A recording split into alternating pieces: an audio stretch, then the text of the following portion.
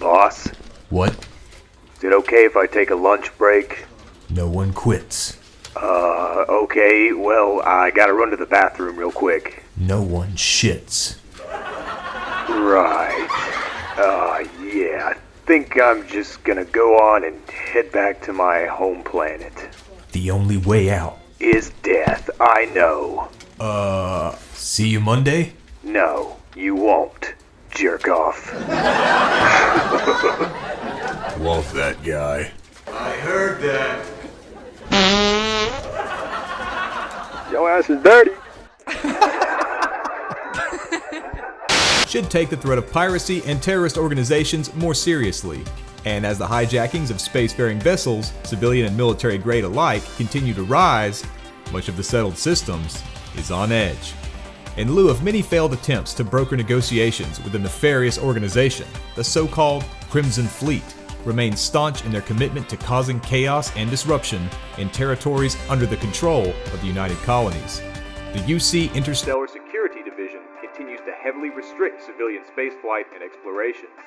So here's the footage right here. I mean, just unbelievable. These pirates are now openly attacking civilian and military spacecraft with seemingly reckless abandon. I mean, this is the third ship this month, including a cargo freighter for Mugen Industries, and tragically, a civilian transport on its way to Jemison. Those victims are still weighing heavy on our hearts and minds. Fortunately, this crew survived, as this was an unmarked military-grade starfighter, piloted by an experienced combat veteran from the Freestar Collective. If my information is correct, this ship was disguised as a cargo vessel with no visible markings and custom-made, low-profile armaments. For the annual Aurora Festival at Neon City. The threat of the Crimson Fleet continues to grow, having spread far beyond the Crick system, in establishing footholds in the Sagan, Cheyenne, Lunara, and Marian systems.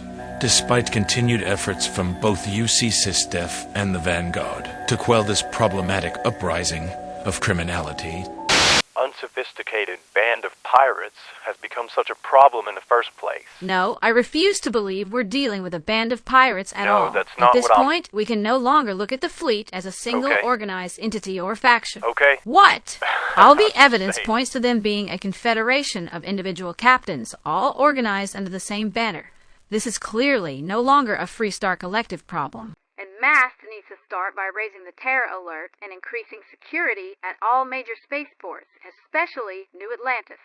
In this week's episode of the Gun Fanatic's Guide to the Galaxy. So what do these modern-day cutthroats have in common with the seafaring pirates of the 17th and 18th centuries of Earth? When observing the symbolism they've chosen, and what limited understanding we have of their ideology, it's not particularly hard to derive their origins, and possibly their motivations. After all, history, as they say, repeats itself. Most would be quick to write off these space pirates as unsophisticated savages, scouring the colonies and committing wanton acts of theft and barbarism. But is it possible that we helped create them? Some say the rate of expansion and aggressive colonization of our galaxy has left many casualties in its wake. Not just casualties of war, but casualties of economics and systemic oppression.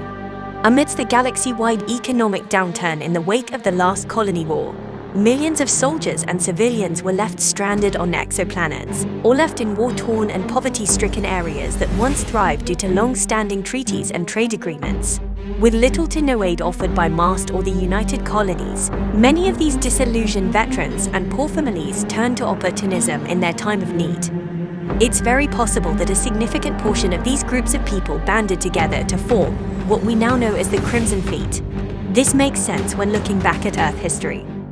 The ancient pirates were often former English sailors experienced in naval warfare, or ordinary seamen who were forced to steal to survive. For Navy men, conditions at sea were often extremely harsh, leaving many sick and underfed. Back home, amidst social disruption, overcrowding, and unemployment sitting at an all-time high, especially in London, many common folk were forced to fend for themselves, with no hope of making a better life. This quickly resulted in turning to crime for many.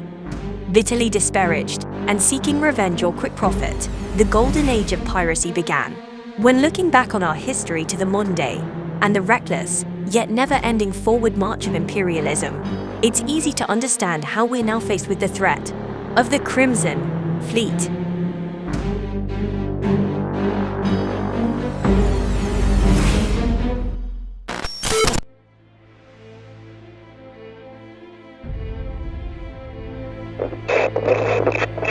Listen up. If you're picking up this signal, this is an opportunity for you.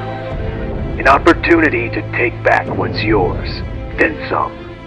The colonies are stretched too thin to police every inch of the settled systems, and we're not afraid to rattle the cages.